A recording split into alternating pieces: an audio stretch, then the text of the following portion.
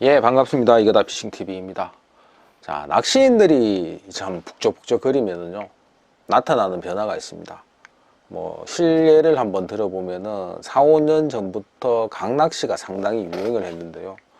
예, 주차하고 바로 낚시를 할 수가 있었습니다. 그리고 내려가면은 정말 특급 소류지 못지않은 그림과 같은 포인트들이 질비했고요.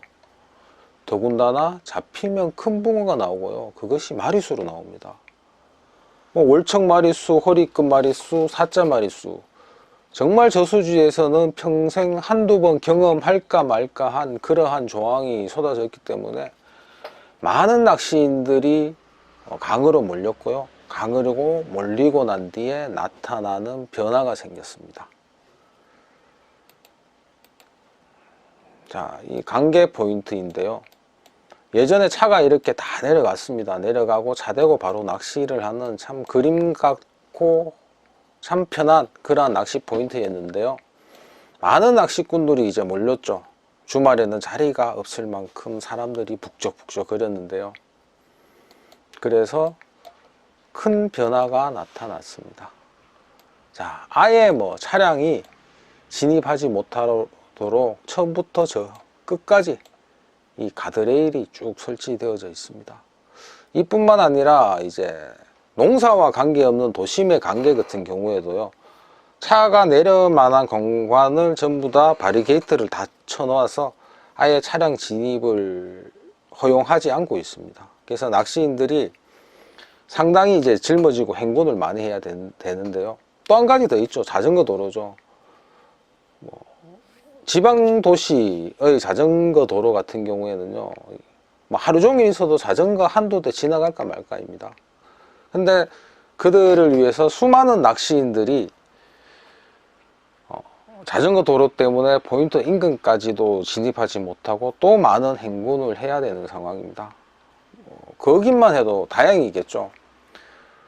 그런데 이제 아예 낚시를 하지 못하도록 하는, 낚시 금지도 시켜버리는 구간도 점점 늘어나는 현실입니다.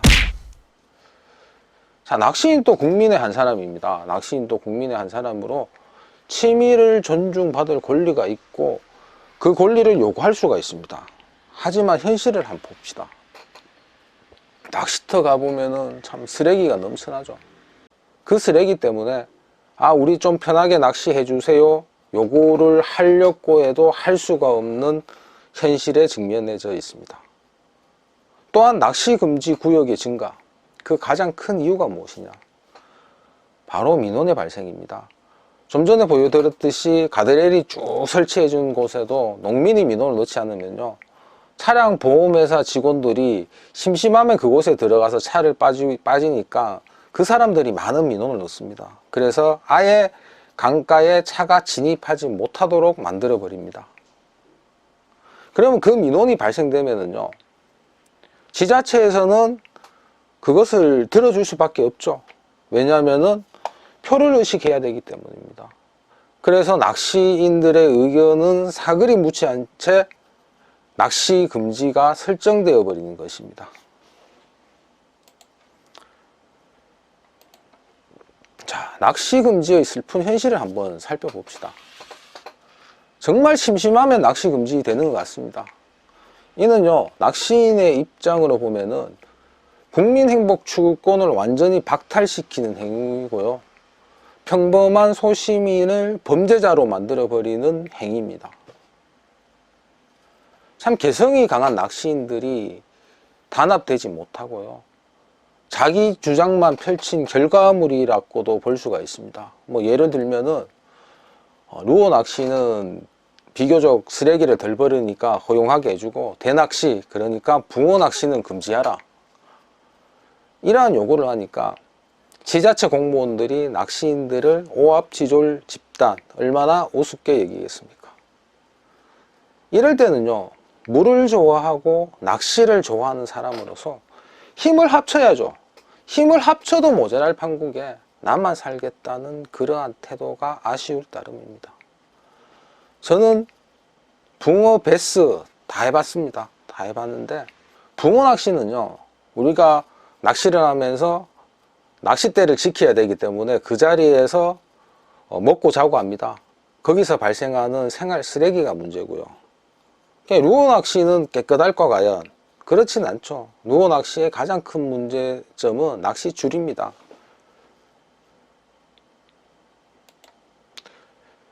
제가 10분 동안 낚시줄을 치웠는데 다 치우지 못했습니다. 낚시줄이 여기저기만 엄청났습니다. 눈에 보이는 게 낚시줄이고 눈에 밟히는 게 낚시줄이었습니다. 전부 루어 낚시줄입니다. 일반 쓰레기는 치우는데 한 5분 이내로 다 치우는데 이거는 치워도 끝이 없이 나왔습니다. 아무튼 붕어 낚시의 생활 쓰레기, 루어 낚시의 낚시줄 모두가 문제지만은요, 또 다른 한편으로 생각하면은요, 억울한 낚시인들이 너무나 많다는 겁니다.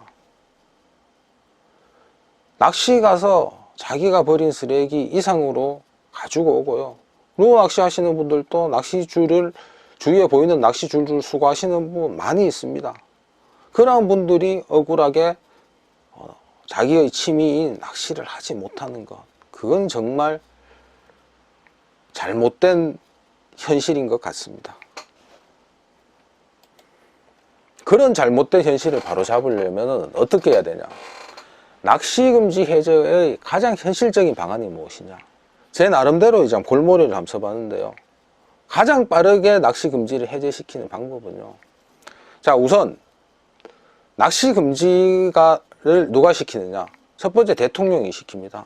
즉 상수도 보호구역에서는 낚시를 하지 마라. 이건 절대 하면 안 되죠. 우리의 마시는 물이 우선이니까 낚시를 하면서 행여나 발생할 수 있는 수질 오염을 방지를 해야 됩니다. 그 다음에 지자체에서, 그러니까 시장이나 군수령으로 낚시를 금지시키는 경우가 있습니다. 이럴 때는 한번 우리가 심각하게 한번 고민을 해 봐야 된다고 얘기했습니다. 지방자치제를 이제 우리나라가 시행하고 있죠. 모두 의원들이 선거로 당선되신 선출직 공무원입니다. 그러니까 이 지역에서 쓰레기가 너무 쌓인다, 낚시 금지를 해달라고 민원 넣는 사람은요, 표를 가진 사람으로 인식을 하고 그 의견을 상당히 존중해 줍니다. 하지만 낚시인들은요, 오알지졸의 집단으로 인식을 하고요, 의견을 제시해도 그래 하면서 의견을 완전히 무시해 버립니다. 우리 낚시인들도 이제 힘을 합쳐 가지고 노사정과 같이 하나의 주체로 대화에 참여할 필요성이 있는데, 그렇게 하려면 어떻게 해야 되느냐? 우선 명분이 따져야 되겠죠. 지금 평택고가 낚시 금지가 된다 그러는데, 평택고 바로 앞에 사시는 분들이 소소한 행복, 그러니까 퇴근하고 가볍게 낚시를 하고 또 집에 와서 그 다음날 출근하고 스트레스 받았을 때 낚시로 그 스트레스를 풀고, 그렇게 소소한 행복을 누리시는 분들의 행복 추구권을 박탈하는 행위고요. 그리고 평택고에서 낚시 금지가 됐는데 아예 답답해 미치겠다, 잡아가든 말든 모르겠다 하면서 낚시를 하면은요, 그분은 정말 죄가 없는 소소한 시민입니다. 하지만 낚시 금지 구역에서 낚시를 해버린 범죄자, 그러니까 벌금 대상자가 되어버리죠. 왜 소소한 시민을 범죄자로 만들어 버립니까? 낚시인들 중에서도 제가 앞서 얘기했지만은 자기 쓰레기 모두 수거해오는 그러한 분들이 많습니다. 그래서 많은 낚시인들이 참여하고 항의를 해야 됩니다. 낚시인들의 의견을 완전히 무시하고 낚시금지 법안을 만든 자가 누구냐, 그리고 그 정당이 누구냐 딱 알고 난 뒤에요, 우리의 행복 추구권을 박탈한 그 정당과 그 후보를 다음에는 절대 지지하지 않겠다고 선언을 하는 겁니다. 그리고 추후에 이쪽 지역에서 선거를 한다 그러면은 낚시 금지를 해제시키는 후보를 우선적으로 지지하겠다, 이러한 서약을 많은 사람들에게 받는다면은 낚시인들도 의견을 사그리 무시하는 존재가 아닌 노사정과 같이 하나의 주체로 대화에 참여할 수 있다고 여겨집니다. 여기서 민원 넣은 사람들의 입장도 우리는 분명히 존중해 주어야 됩니다.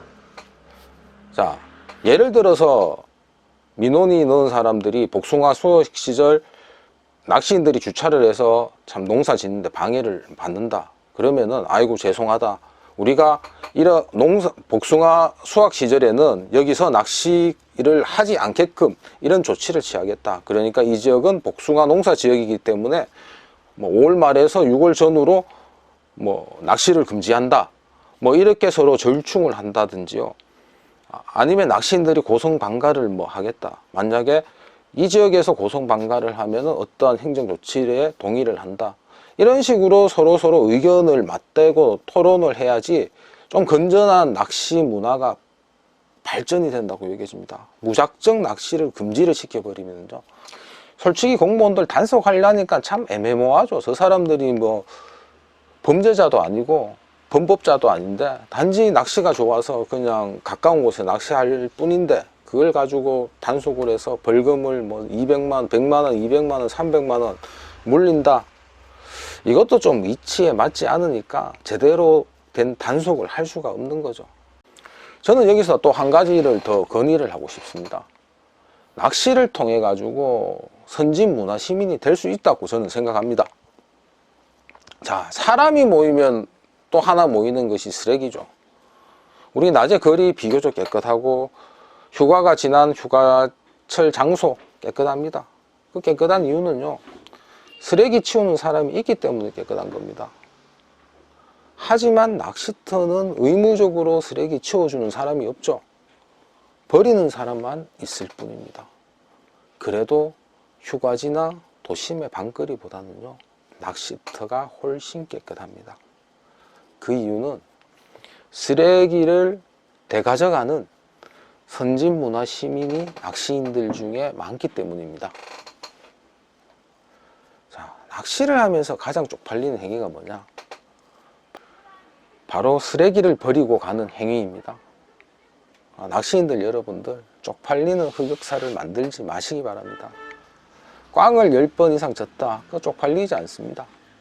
그리고 자기가 뭐 4자, 뭐 5자 이상을 연타로 잡았다. 그건 자기 만족이지 자랑거리도 아닙니다.